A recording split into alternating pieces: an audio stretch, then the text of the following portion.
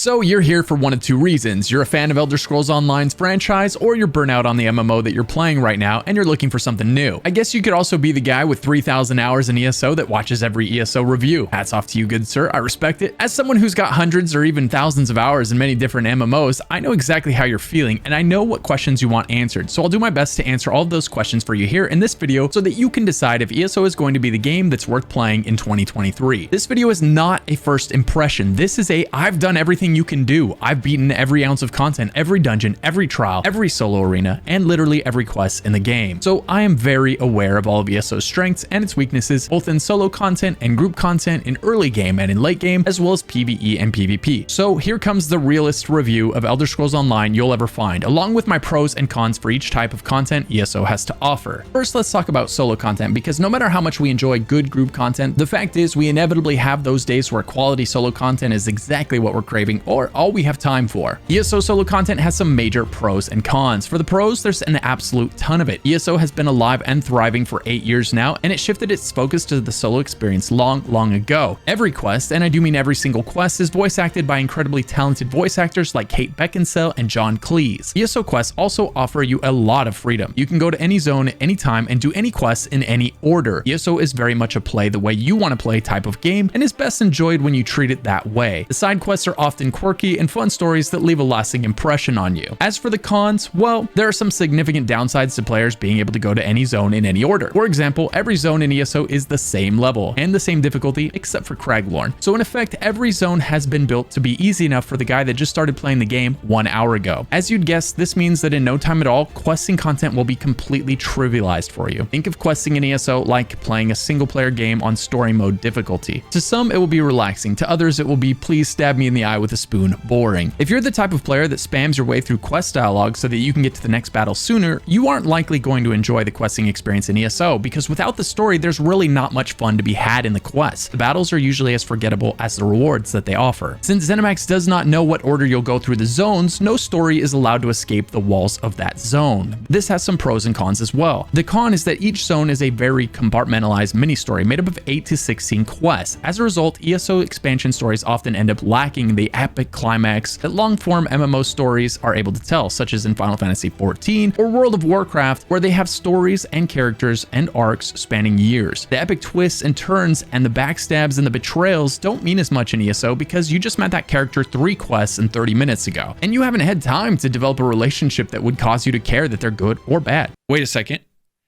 I just realized something. What if this review is so honest that Elder Scrolls Online never wants to sponsor me again? I have a mortgage. I need to do something now. Today's video is sponsored by Raid Shadow Legends, helping MMO content creators give you honest reviews since 2018. What are the top 3 reasons to play Raid Shadow Legends? I'm glad you asked. Number 1, Raid Shadow Legends is actually a crazy polished game. Plarium has invested an insane amount of money into making Raid Shadow Legends one of the most complete mobile games of all time. Number 2, no matter what your favorite game is, there's always downtime where it's just you and your phone, like when you're stuck at a family member's house for the holidays. Don't be miserable, Raid. Number 3, this month Raid's got a huge new update with a ton of new features, including a brand new dungeon, holiday champions, and the introduction of Artifact Ascension. Raid has also released a legendary champion based off MMA pro wrestling legend Ronda Rousey. You can get Ronda for free right now, whether you're new or a longtime player, just by logging into Raid. All you have to do is log in and play Raid for 7 days between now and February 20th. To celebrate Ronda's arrival in Raid, use the special promo code RAIDRONDA, available for all users, new and old, to get a bunch of helpful stuff like 3-day 100% XP boost, 500k silver, and 5 full energy refills. Perfect for leveling your Ronda up so she's at the top of her game. Also, if you're an Amazon Prime member, you can get exclusive rewards in Raid right now. And if you haven't started playing Raid yet, click the link in the description or scan the QR code on screen right now and you'll get a bonus worth $30. We're talking a free epic champion, Tayrel, 200,000 silver, 1 energy refill, and 1 XP boost, and 1 ancient shard so that you can summon awesome champions as soon as you get in the game. All treasures will be waiting for you here, available for the next 30 days for new players only. So join me in Raid Shadow Legends. Okay, now let's get back to talking about solo content and the compartmentalized zone stories. On the bright side, this type of compartmentalized questing experience does make ESO the easiest game to play with your friends. You can share nearly any quest in the game with a friend and tackle it together. It doesn't matter if you started last year and they started yesterday, just pick any zone that neither of you have run through yet and have fun together. It's really hard to play through a game at the same speed as someone else, so I'd say this is a huge plus for this game if you and your friends tend to move at different speeds but still enjoy playing together. It's worth noting, questing content does not get harder when you group up with friends, so it will be even more trivialized when you're in a group. As for the rewards, ESO solo content has okay-ish rewards. You aren't able to earn any mounts or flashy weapon cosmetics as quest or achievement rewards, but you can earn some pretty cool pets and some decent armor. If ESO has an Achilles heel, it's the reward structure or lack thereof. Most of the flashy items that you would be excited to earn in other MMOs are tucked into the cash shop, and they are not cheap.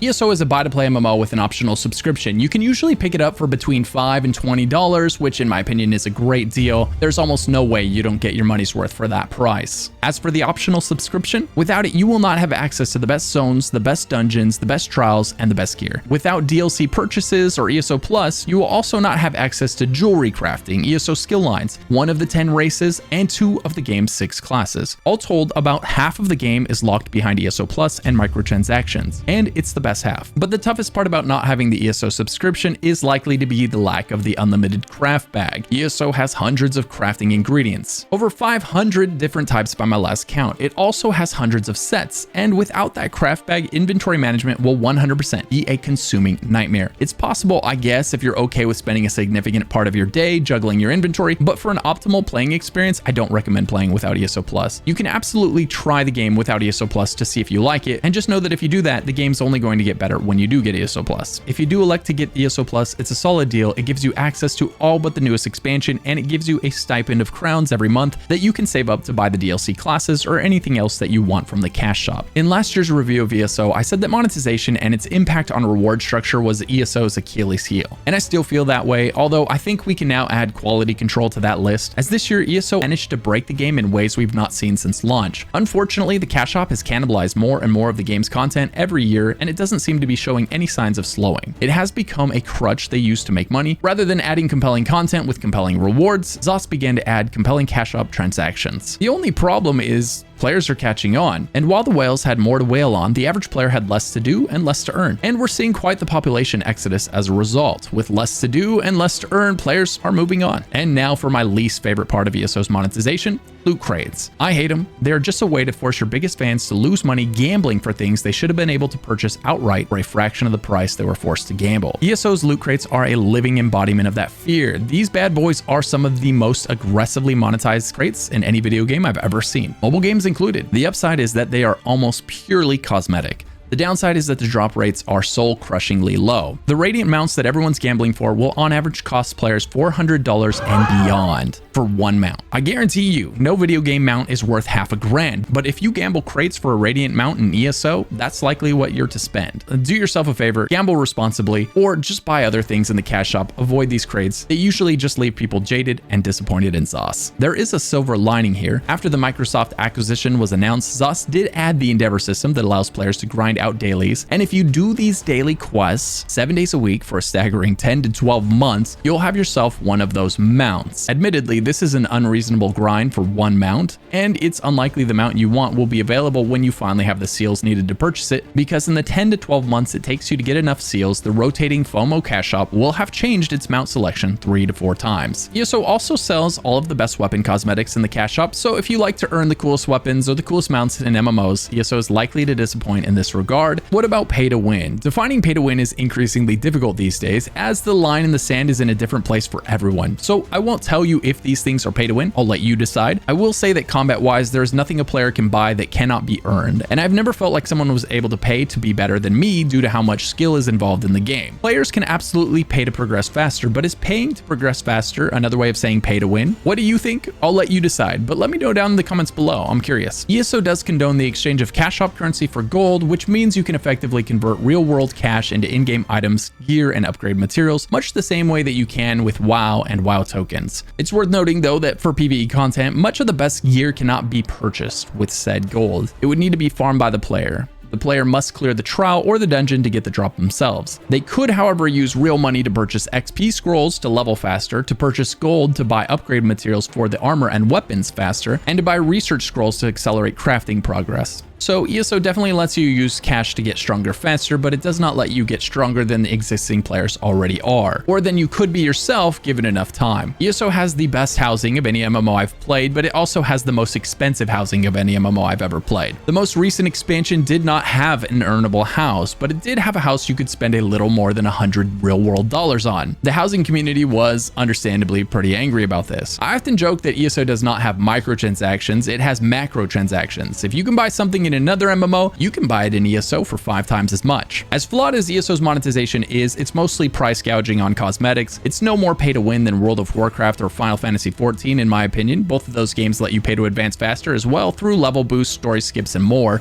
But both of those games also allow you to earn the best mounts and weapon cosmetics, whereas ESO will gladly sell you a shiny mount for half a grand. The group content in ESO has its own list of pros and cons, and the group content is what kept me invested in the game for as long as I was. If you've enjoyed the video so far, be sure to like and subscribe for more MMO content, and consider sharing it with a friend. The fast-paced dungeons and trials with several levels of difficulty attached ensure that any player could participate in this type of content if they wanted to. If the lack of a challenge in the solo content bothered you, the group content will be the thing that you enjoy in ESO, as there are plenty of challenges to be found. Group content has 3 tiers of difficulty: normal, veteran, and hard mode. Normal is perfect for new players, while hard mode is perfect for veterans that want to be challenged and punished for not mastering the mechanics. The dungeon and raid content has been getting better every year and is a ton of fun, but the downside is it's felt lately like the developers are feeling the shrinking player base size and are desperately trying to make up for that loss in revenue by moving all of the things you'd typically earn in the MMO into the cash shop. The group content in ESO is a bit like a stick without a carrot. The lack of compelling rewards means that it has a very low participation rate. Exacerbating this issue is the amount of friction players must endure to get into a trial or a dungeon. You'll need to go to the zone of Craglorn for trials and shout in zone chat until you find a group, as ESO does not have a group finder for trials. If you enjoy group content and decide to give ESO a try, definitely join a trial guild. ESO has a guild finder that helps you do this, and it will make your trial experience in ESO infinitely better, as shouting in Craglorn zone chat isn't very reliable to say the least. Once you're in an active trial guild, ESO trials can be some of the most fun group content in any MMO. The dungeons in ESO are my favorite content in ESO. The new ones especially are amazing. Unfortunately, the dungeon finder, the thing that pairs you with other players for dungeon content,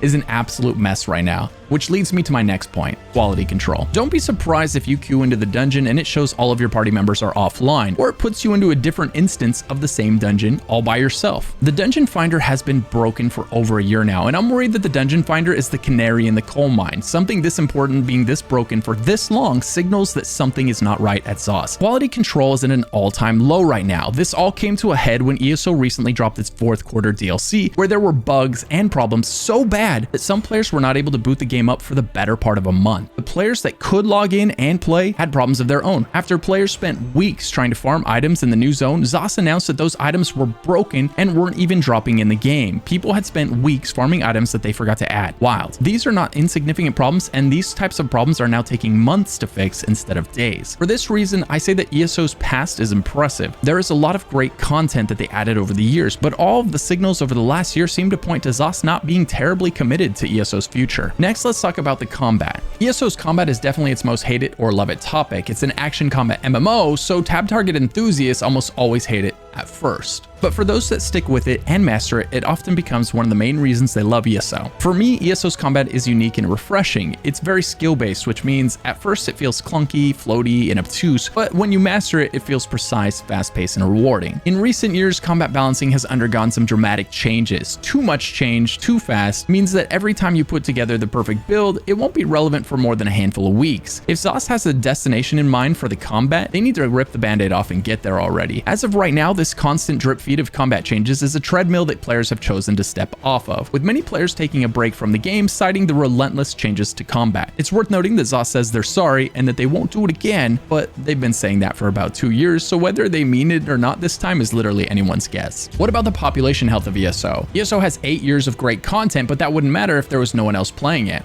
Right? Well, fortunately, ESO is still one of the biggest MMOs out there, and you'll have no problem finding people to play with. I would even go as far as to say that it's one of the only MMOs where you never feel alone in any zone at any level, thanks to its mega servers. What's a mega server? Well, one of the best parts about ESO is its mega servers, which allow every player to play the game on the same server. So all of North America is on one server. All of Europe is on one server. This has spoiled me greatly, and it's always frustrating when I try to play another MMO and realize that my friend is on a different server, so we can't do something together. together. Though it is worth noting, ESO is not cross-platform, and you cannot transfer from one platform to another. So if you plan to play with a friend, make sure you both purchase ESO on the same platform. PC cannot play with Xbox, cannot play with PlayStation. PC will be the best experience, as add-on makers have created a lot of add-ons that provide massive quality of life. PC also has the largest population, but the game is still great on console if you or your friend don't have a PC. PvP. ESO has 3 forms of player versus player content. You have the massive open world battles that take place in Cyrodiil, where you can see battles with dozens of players on each side trying to take control of a castle keep. You've got the much more intimate, small-scale battles in the battlegrounds, where 3 teams of 4 battle it out to see who can get the most kills or capture the most flags. Then you have Imperial City, which falls somewhere in between, with battles ranging from 1v1 to 10v10. PvP in ESO has an incredibly high skill ceiling. You will get stomped your first time, but if you stick with it, you will undoubtedly be the one stomping new players down the road. Not because you have better gear, but because you are a better player. Player skill is massive in PvP in ESO. Unfortunately, ESO servers struggle so much with Cyrodiil PvP performance that I will say, if the only thing you're interested in ESO is the massive battles in Cyrodiil, maybe hold off on purchasing the game, as the servers often lag and stutter and completely fail to handle the strain of the battles that take place there. On the flip side, performance in the battlegrounds is great. Performance in Imperial City is also fantastic, but finding other players there can be difficult, as it's usually pretty dead outside of 2 PvP events per year that push PvE players in there like lambs to the slaughter. If you're into small-scale PvP action, 1v1s, 4v4s, 1v3s, you could love ESO PvP. If you want large-scale combat, well, the server performance might leave you disappointed.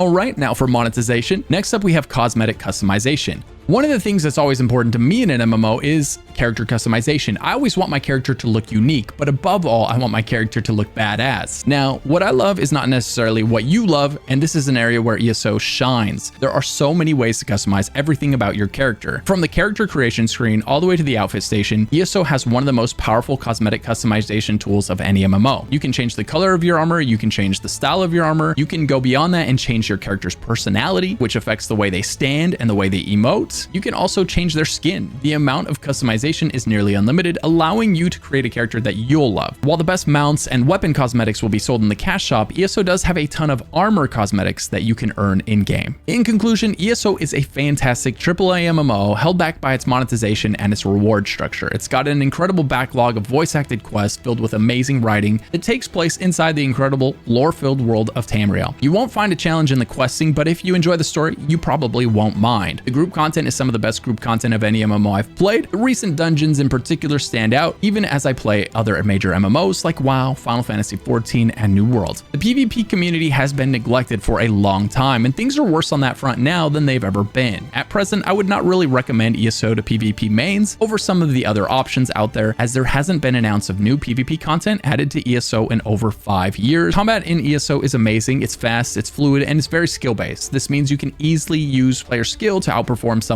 with better gear. Inversely, it also means that you can have the best gear in the game and still be terrible at it. Combat is a refreshing break from tab target MMOs, if that's what you've recently burnt out on. There is something so satisfying about firing off abilities while dodge rolling a mechanic before dropping your ultimate on an enemy. As mentioned, cosmetic customization is one of the game's strengths and one of its weaknesses. ESO allows more customization than perhaps any other MMO I've ever played, and it also offers a ton of cosmetics for you to earn in-game. The downside is the developers are terrified of letting you earn the awesome cosmetics for fear that you won't spend money in the cash shop. This leads to a lot of forgettable earnable cosmetics being earned in the game, while everything in the cash shop outshines them, literally. A day one player with a credit card can easily look better than a 3-year veteran. As for the population health of the game, ESO is still massive. It's still one of the largest MMOs in the world, but last year when I made this video, it was showing around 20,000 players average on Steam, whereas it's now averaging 13,000 players on Steam. ESO added a lot of great content over its 8-year lifespan, but recent expansions have left a lot to be desired, leaving players wondering why ZOS thought a card game was substantial enough content to keep them satisfied for an entire year until the next expansion drops. It wasn't, and many of them have left. I don't think that those players are necessarily gone forever. I think with the right changes, a lot of them would come back. ESO housing is second to none. I haven't seen another MMO come close. Granted, that's slightly marred by the fact that the best houses will cost you over $100. Still, there's some decent houses you can buy in-game with gold, if you're okay with settling. community. Right now, ESO is in an odd place. It seems to be at a bit of a crossroads. If you've never played the game before, there is a ton of quality content for you to do. But if you've been playing the game and you're wondering if you should return, the answer is a lot more complicated, as recent expansions are getting smaller and buggier, leaving many ESO veterans wondering if the developers are sunsetting ESO to focus on their new MMO. So will you be trying out Elder Scrolls Online in 2023? Let me know down in the comments below. Hopefully this video's presentation of the pros and cons has helped you come to an informed decision. I really did try to be as honest and objective as possible. Thanks for watching, and be sure to sub for more in-depth reviews of MMOs and more. Massive shout out to my YouTube members for going above and beyond to support the channel so I can continue to give you honest reviews like this one. If you want to support the channel, click the join button below for perks like behind the scenes footage, emotes, and access to a members only Discord. If you're not sure what to watch next, maybe check out one of the MMORPG videos popping up on screen right now. This is heaven, this is hell, this is life, can't you tell? Late nights, hang tight, I'ma go and take flight. I don't need no one by my side, it's just me, myself, and I. Pop the clutch on my bike, now it's time to ride or die. I'm so fly, I stay high, I don't wanna